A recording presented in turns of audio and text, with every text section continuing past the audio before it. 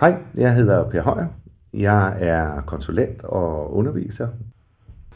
Jeg underviser blandt andet også på det kursus, der fører til eksamen 70486, nemlig Developing Websites with ASP.NET MVC. Hvis du ligesom mig har skrevet ASP.NET i lang tid, så har du skrevet rigtig mange webforms.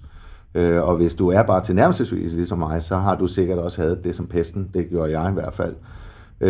Med MVC har vi fået et nyt sprog, der hedder Razor, som genererer noget virkelig overskueligt HTML, som havde vi skrevet det selv, og det vil sige, at event wiring er blevet væsentligt lettere end det, vi så i de gamle webforms.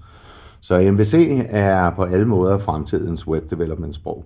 Det står for Model View Controller og gør et stort nummer ud af det, der lidt poppen kaldes separation of concerns. Så vi har et datalag, og vi har et execution business lag, og så har vi så et user interface, som hver af de tre områder så dækker.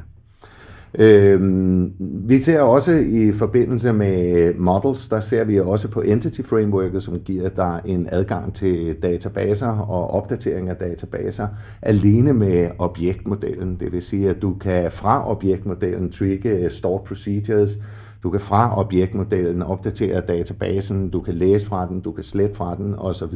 Men alt sammen som om, at du sad og arbejdede med objekter, så klarer Entity Frameworket resten op imod databasen virkelig noget, som nemmer udviklingen og gør det noget hurtigere.